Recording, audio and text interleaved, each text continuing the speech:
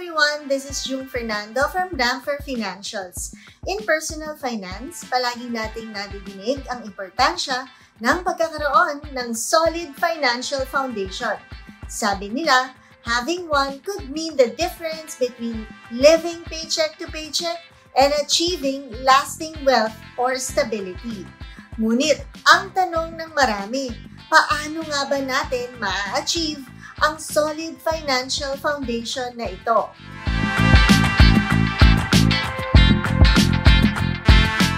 We will dive straight into the actionable strategies that will help equip you to lay the groundwork patungong financial freedom. Kaya naman, huwag na nating patagalin pa. Tip number 1, effective cash flow management. Ang masinop na pagtatrack ng income and expenses ay magandang pundasyon that can tweak financial plans dynamically which can align with your life realities. Kailangan makapag-maintain tayo ng updated household budget that would capture monthly inflows like regular employment or business income, freelance and other sources, and fixed living costs like mortgages, auto loans, and insurance premiums, and also variable outflows like covering grocery, utilities, dining, and other discretionary spends. Importante ding ina-analyze mo ang past 3 to 6 months trends ng cash flow mo, identifying spending spikes and pati substantial income windfalls. Then, build rolling yearly projections forecasting cash flow positions. Ang tuloy-tuloy na pagtatrack ng net cash flow positions mo can help provide incredible financial agility para ma-manage mo ang trade-offs across savings goals, keeping your big picture priorities intact. Number 2, spend less than what you earn. The cardinal rule underpinning financial stability is ensuring your expenses do not exceed your income. This may be a simple common rule in personal finance, pero hindi madaling panindigan ito. If you are just starting to build a solid financial foundation at di pa gaanong kalakihan ang kita mo, kailangan mo munang isang tabi ang mga luho at yabang. Tandaan, hindi yan sa laki ng sweldo o kita mo. Kung mas malaki ang ginagastos mo kaysa sa income na pumapasok, di din magiging stable ang financial state mo. Begin by tracking your monthly income and expenses meticulously to pinpoint where your money is being spent.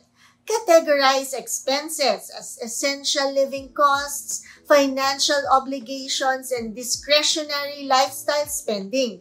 Once you have a clear picture, bawasan mo ang mga non-essential spending such as dining out, yung bang entertainment, memberships, and impulse purchases. I-downgrade mo din ang mga mamahaling serbisyo that provide poor value. Mag-target ka din to save 15 to 20% of your monthly income. Makakatulong if you do automated transfers into separate savings accounts so you can force the discipline of saving and investing. Ang conscious effort nating pagbabawas sa expenses relative to earnings, if done consistently over time, kasama din ang pagkakaroon ng automated savings, help build a financial base sturdy enough to weather unexpected storms. Moving on, tip number 3. You need to have sufficient emergency and consistent long-term savings and investments.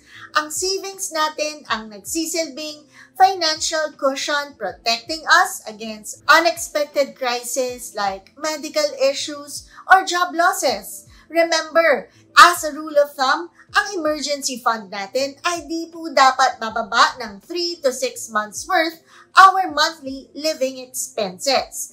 This also means we need to be calculating our minimum fixed monthly costs for housing, food, and other basic utilities. Multiply that by 6 and have the amount parked in liquid assets like savings accounts or low-risk money market funds. Yung bang mga klase ng instrumento na hindi volatile ang performance at walang penalties pag nagwi-withdraw ka? Pumili ka din ng online banks that hopefully offer at least more than 2% interest rate para easy access for you, para sa mga emergencies mo, at di din naman totally natutulog ang pera natin while keeping it. Once you have established your rainy day funds, syempre, you need to allocate your other funds to different investments din naman, katulad na lamang po ng mga mutual funds, ng stock market, ng unit investment trust funds, at iba pa. Para naman po ito sa inyong medium to long-term goals. At huwag din pong kalimutang mag-set aside ng money to build din naman for your retirement funds, ha? Remember, investing is like fuel that converts diligent savings into wealth that becomes exponentially greater over time through the power of compounding. And with both emergency and long-term savings systematically growing each month, you ensure financial stability today while building wealth for the future. Tip number 4, ensure you have adequate insurance coverages. Hindi dapat natin kinoconsider na expenses ang insurance. Instead, we should look at it as an investment that can protect yourself, your assets, and your loved ones' future. Ika nga, do not buy insurance for what it is, but for what it can do for you in case something happens. Kadalasan po, the lack of it ang siyang nagiging problema kung bakit hirap ang mga tao to have a stable and solid financial portfolio. Miski sabihin mong may enough na ipon ka naman, tandaan na isang matinding karamdaman o sakuna lamang ang tumama po sa atin. Kung wala kang kaagapay na insurance plans, ay pwede rin pong ma-wipe out ang savings natin dahil hindi na talaga biro ang mahal na mga pagpapagamot ngayon, ang pagkakaroon ng hospital bills at iba pang gastusin ngayon. Protecting income flow and assets against catastrophic losses is crucial to safeguard financial health, especially for families. It is important to regularly review your insurance policies and adjust it as needed for major life events such as having children, buying a home, expanding your family, or changing jobs. Ang pagkakaroon po ng komprehensibong insurance coverage na tugma sa inyong evolving lifestyle needs guarantees protection that provides peace of mind against unexpected costly incidents that can otherwise sink financial stability completely. And last but not the least tip is number 5, which is manage your debt wisely. Hindi naman po masamang umutang at di din naman kasi nating maiiwasan ang mga pagkakataong need nating umutang. Ngunit kung seryosong gusto mo makapag-build ng isang solid financial base, ay kailangan mo din namang i-limit at i-manage ang mga utang mo. While loans enable big-ticket expenses like education, vehicles, homes in early career stages, we have to remember that reckless debt can also snowball into lasting financial burdens.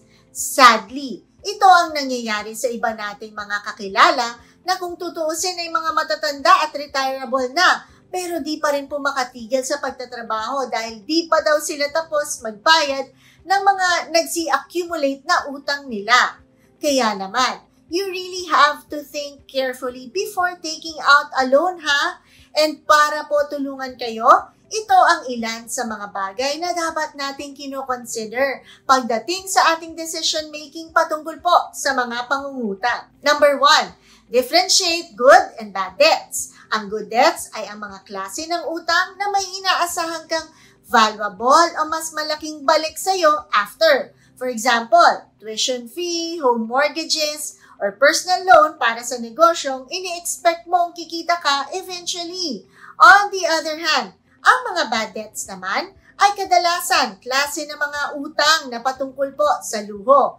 For example, new gadgets, new subscriptions, or frequent travels. Next, number 2, focus on paying high-interest debts first. Kailangan nating i-prioritize ito dahil di natin namamalayan at malaking chunk ng budget natin ang kinakain o napupunta dito. Isa pa, Iwasan ang pagre-revolve ng credit card balances ha.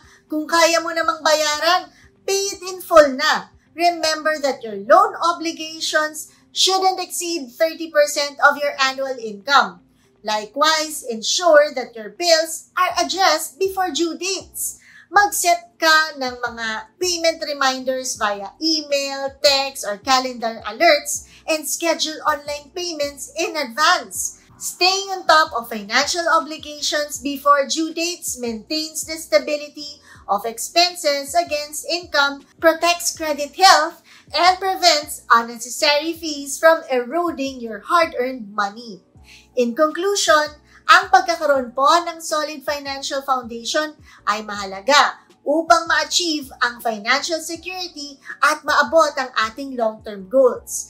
By implementing the tips that we shared, hopefully, you can take control of your finances and lay the groundwork for more stable and prosperous future. So there you have it! Sana po ay may natutunan kayo sa simpleng video na ito.